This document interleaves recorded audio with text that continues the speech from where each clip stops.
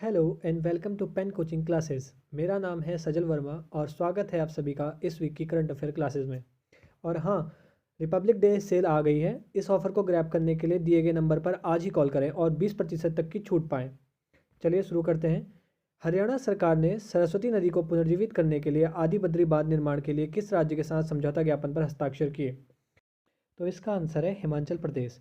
हिमाचल प्रदेश और हरियाणा ने साइन किया है MOU, memorandum of understanding for the construction of आदि बद्री डैम। 77 एकड़ में ये बनेगा और इसकी पूरी लागत होगी 215 करोड़ रुपए। और इससे एक फ़ायदा और रहेगा, इससे साल भर सरस्वती नदी में 20 क्यूसेक पानी का फ्लो बना रहेगा। जान लेते हैं कहाँ पे है मैप में। यहाँ पे आपको ये दिख रहा है, यह है हिमाचल प्रदेश और यह है हरियाणा। तो इसके बॉर्डर पे, यहाँ पे, इसके बॉर्डर पे यहाँ पे ये डैम है। और ये आपको जो येलो में नज़र आ रहा है, ये है सरस्वती नदी। और हाँ, इस आदि बद्री को आप आदि बद्री उत्तराखंड वाला जो है उससे कंफ्यूज मत कीजिएगा। वो एक पंचबद्री का हिस्सा है। क्या क्या है पंचबद्री? बद्रीनाथ, आदि बद्री, वृद्ध बद्री, योगध्यान बद्री और भविष्य बद्री। चलते हैं नेक्स्ट क्वेश्चन की ओर। Who has build an artificial moon for gravity experiment? गुरुत्वाकर्षण प्रयोग के लिए कृत्रिम चंद्रमा का निर्माण किसने किया? तो इसका आंसर है चाइना। चाइना ने सुजू प्रांत में एक आर्टिफिशियल मून को बनाया है। बहुत बड़ा नहीं है, इसका डायमीटर है 2 फीट का, लगभग 60 सेंटीमीटर।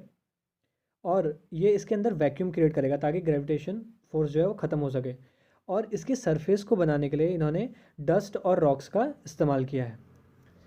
चलते हैं नेक्स्ट क्वेश्चन की ओर। Recently who has been honoured with Netaji award 2022? हाल ही में नेताजी पुरस्कार 2022 से किसे सम्मानित किया गया है? इसका आंसर है शिंजो आबे। शिंजो आबे जो हैं, ये जापान के भूतपूर्व प्राइम मिनिस्टर रह चुके हैं। इन्हें 23 तारीख को 125वीं बर्थ एनिवर्सरी थी नेताजी सुभाष चंद्र बोस की, तब नेताजी अवार्ड से सम्मानित किया गया।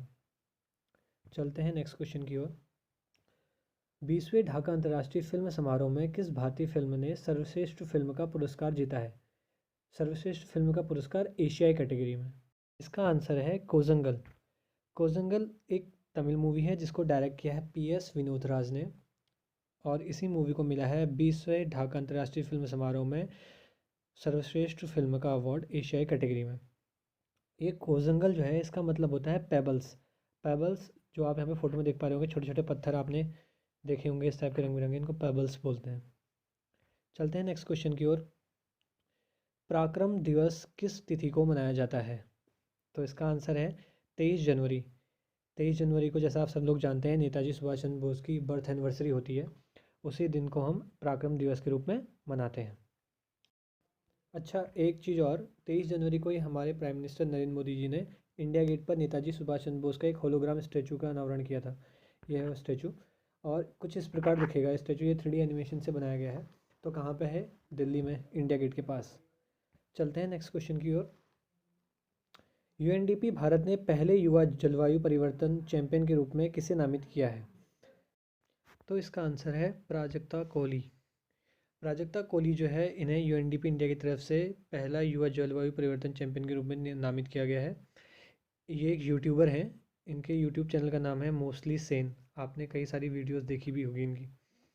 बात करें UNDP की, यूनाइटेड नेशन डेवलपमेंट प्रोग्राम, तो इसकी स्थापना हुई थी 22 नवंबर 1965 को और इसका हेडक्वार्टर है न्यूयॉर्क में। चलते हैं नेक्स्ट क्वेश्चन की ओर। 12वां राष्ट्रीय मतदाता दिवस किस तारीख को मनाया गया? On which date the 12th national voters day was observed? Answer है 25 जनवरी को। देखिए, 25 जनवरी को इलेक्शन कमीशन का फाउंडेशन डे होता है। कब फाउंड किया गया था? जनवरी 25, 1950 को। तो इसी दिन को हम राष्ट्रीय मतदाता दिवस के रूप में मनाते हैं।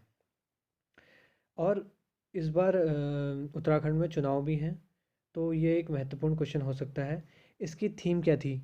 समावेशी, सुगम एवं सहभागी निर्वाचन की ओर अग्रसर, making election inclusive, accessible and participative. Next question. Who has been named as ICC women's player of the year 2021? वर्ष 2021 की ICC महिला खिलाड़ी के रूप में किसे नामित किया गया है? तो इसका आंसर है स्मृति मंधाना। स्मृति मंधाना जो कि इंडियन वुमेन क्रिकेटर हैं, इन्हें रिचल हेयो फ्लिंट अवार्ड दिया गया ICC women's cricketer of the year 2021 के रूप में। जो ये रिचल हैं ये एक ब्रिटिश महिला क्रिकेटर थी। चलते हैं नेक्स्ट क्वेश्चन की ओर। A little book of India celebrating 75 year of independence नामक पुस्तक किसने लिखी? तो इसका आंसर है रस्किन बॉन्ड।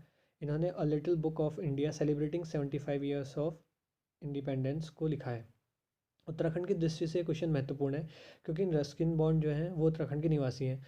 बात करें रस्किन बॉन्ड की तो ये पंजाब में पैदा हुए। इनके पिता ब्रिटिश रॉयल एयरफोर्स में ऑफिसर थे, बाद में मसूरी शिफ्ट हो गए। चलते हैं नेक्स्ट क्वेश्चन की ओर। गृह मंत्रालय ने पद्म पुरस्कार 2022 की घोषणा की, निम्नलिखित में से किसे पद्म विभूषण मिला है?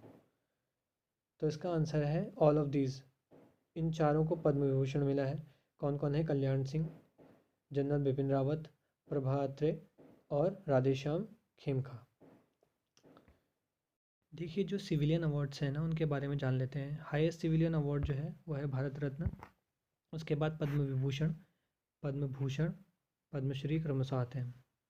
बात करें अगर पद्म अवार्ड्स की तो इस बार 128 पद्म अवार्ड मिले हैं, जिसमें से 4 पद्म विभूषण, 17 पद्म भूषण और 107 पद्मश्री अवार्ड हैं।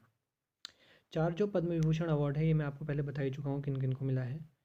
और बाकी जो नाम है, देखिए 128 नाम याद करना बहुत ही मुश्किल काम है, इसलिए जो बहुत महत्वपूर्ण लोग हैं उनके बारे में हम यहाँ जानेंगे। अगर बात करें पद्म भूषण की तो सत्य नाडेला जो कि माइक्रोसॉफ्ट के सीईओ हैं, सुंदर पिचाई जो कि गूगल के सीईओ हैं, और साइरस पूनावाला जो कि सीरम इंस्टीट्यूट ऑफ इंडिया के एमडी हैं जिन्होंने कोविशील्ड बनाई थी, और सुचित्रा एला और कृष्णा एला जो भारत बायोटेक से हैं जिन्होंने कोवैक्सीन बनाई थी, और गुलाम नबी आज़ाद जो एक कांग्रेस के दिग्गज नेता हैं, इनको पद्म भूषण मिला है। उसी प्रकार बात करें अगर पद्मश्री की तो पद्मश्री अवार्ड मिला है नीरज चोपड़ा, आप जानते ही हैं, भाला फेंक जेवलिन थ्रो के प्लेयर हैं और इन्होंने इस बार ओलंपिक में गोल्ड मेडल जीता था। प्रमोद भगत ये पैरा ओलंपियन हैं जिन्होंने इस बार बैडमिंटन में गोल्ड मेडल जीता। वंदना कटारिया एक हॉकी प्लेयर हैं जिन्होंने हैट्रिक मारी थी। सोनू निगम आप जानते ही हैं, सिंगर हैं। और सुमित अंटिल, भैया ये क्वेश्चन पूछा गया था इस बार लोअर पीसीएस में, तो ये नाम काफ़ी इंपॉर्टेंट है। ये भी एक पैरा ओलंपियन है जिन्होंने जेवलिन थ्रो में गोल्ड मेडल जीता था, इन्होंने वर्ल्ड रिकॉर्ड बनाया था। अगर उत्तराखंड की दृष्टि से बात करें तो यहाँ पे 3 नाम बहुत ही महत्वपूर्ण हैं। पहला नाम तो वंदना कटारिया ही है जो हॉकी की प्लेयर हैं। दूसरा नाम है माधुरी भरतवाल। माधुरी भरतवाल जो है ये इन्हें मिला आर्ट के फील्ड के लिए। और तीसरी हैं बसंती देवी जिन्हें सोशल वर्क के लिए पद्मश्री मिला है। ठीक है, जो ये बसंती देवी है ना, इनका जीवन बड़ा ही दुखदायी बीता। पिथौरागढ़ जिले के बस्तड़ी सिंगाली गांव की हैं। इनका विवाह बहुत छोटी उम्र में हो गया था, महज 12 साल में ही ये विधवा हो गई। और जब इनके पति की मृत्यु हो गई ना, उसके बाद ये सल्ला बहन आश्रम में चली गई थी। कहाँ है? कौसानी में है। वहाँ इन्होंने कोसी नदी के संरक्षण के लिए बहुत महत्वपूर्ण भूमिका निभाई है। तो इसी से क्वेश्चन भी याद आ रहा है, आप मुझे ये बताइए कि गांधी जी जब कौसानी आए थे तो कब आए थे और कितने दिन रहे थे? ये कमेंट बॉक्स में कमेंट करके बताइएगा। बात करते हैं आज के विचार की।